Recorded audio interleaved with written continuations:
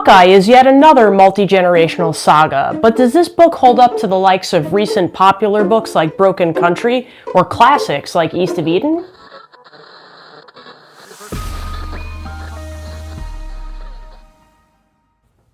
Hi, I'm Amanda, and this is Spineless Books, your one-stop, spoiler-free shop for all things audiobook.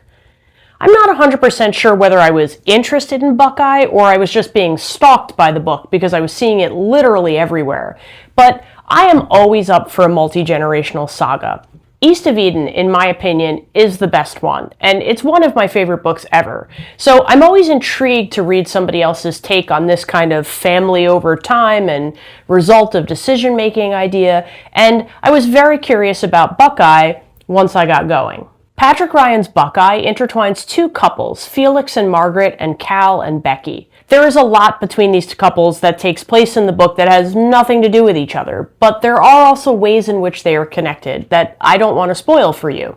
The book grabbed me immediately with excellent writing and deep character development. You get to see the ripple effect of decisions over time because we follow these families over multiple decades. So I love when the impact of the decision is not just on the decision maker, and you get to see the way that that plays out from multiple sides in a story. The characters' backstories are revealed both overtly and subtly, so you really get a sense as a reader of everything about each of these people. There are accounts of past events, and there are parts of direct narrative, so there's a variety of ways that they are presented, and they're very nuanced with a thorough history. This technique definitely kept me interested in each character because I was learning more about them throughout the story, and I found that the more was revealed, the more that I was interested in each one of them. Every character is multidimensional, and they all have an interesting backstory and a little bit of emotional baggage that they come with. So it really made me curious to learn more, and the more I learned, the more curious I got. Each couple also has a child who becomes part of the story as well, and they were also unique and multidimensional. I also appreciated getting to see the perspectives of multiple characters, which made me feel like I had a well-rounded understanding of the entire story, and it also helped me to develop empathy for many of the characters. Now, as far as I'm concerned in this story, there are no clear-cut heroes or villains. Everybody's just sort of at it, doing their best, and that made it really intriguing because it wasn't like I was sure there was someone I was going to blame for things or someone that I was feeling really sorry for based on what happened. I feel like everybody deserved a little bit of blame and praise in this book, and that's part of what made it very interesting to me. Every choice that each character made was understandable. It didn't always work out well, and you got to see whether it did or it didn't, but I felt like I related to each one of the characters in a way that I could empathize with their decision-making, and I saw where they were coming from. I really appreciated the character growth in this book.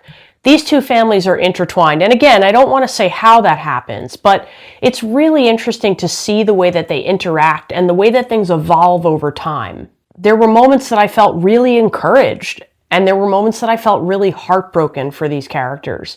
So the book runs an emotional gamut that's pretty impressive, but it's also very realistic, which I appreciated from Patrick Ryan. Something else I appreciated about this book was that all of these character stories were integrated in two ways into their environment. You had small town life, and we really felt the impact of that on each of the characters, but you also had the events going on in the world historically. Now, some books try to teach you about the world's historical events as they set a story in them. In this book, it was the context, but it wasn't really a moment to teach you a lesson about things like war. It was just the way that the story was set. Now, there was some context provided, but that was sort of secondary to the story of these characters. I think in this case, it made things just more authentic. It was like a tapestry that these characters were woven into, and we weren't spending a lot of time analyzing the tapestry. We just were aware that they were on it. Or in it? Are you on or in a tapestry?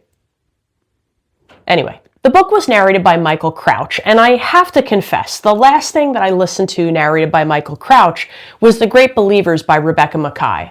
Now, that book is hard and it's heavy, and I really kind of didn't like his narration in it. I don't think he was bad, but sometimes a narrator is just a little bit unappealing to you for one reason or another. So when I saw his name, I thought, ugh. But I must confess, I always insist on giving narrators multiple chances, and this is a case in which I'm very glad I did that. Michael Crouch in this book was a strong narrator, and he was really someone who brought a lot of power to each of the characters.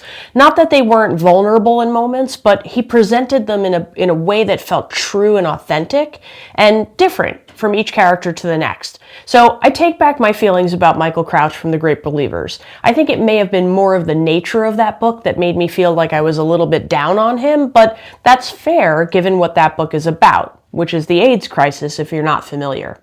I'll admit that the depth and earnestness that he used in this book grew on me over time, and Michael Crouch, you're a pretty good guy after all.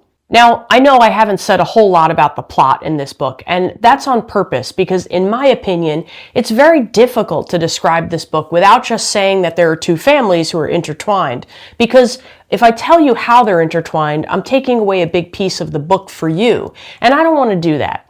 But what I will say is if you enjoy multi-generational family dramas, or you like seeing how decisions play out over time, or even just the way that characters grow as they change in how they relate to each other, I think this one's a great read. If you liked Broken Country, for example, you'll really like this one. In fact, I think this is a lot better than Broken Country. I liked Broken Country, don't get me wrong. But I spent about 2/3 of Broken Country wondering what the big deal was about the book and kind of waiting. In this book, I didn't have to wait. I got paid off pretty quickly, and I really enjoyed the various parts of the story. Broken Country, for me, was a 4-star read. Buckeye, however, was a 5-star read.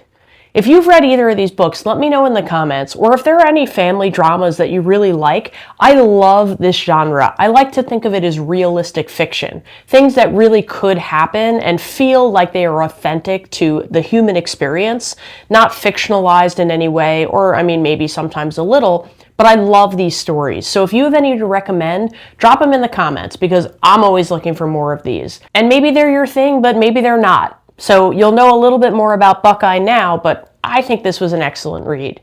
But remember, you might love what I hate and hate what I love. So make your own opinion, but thanks for listening to mine. See you next time.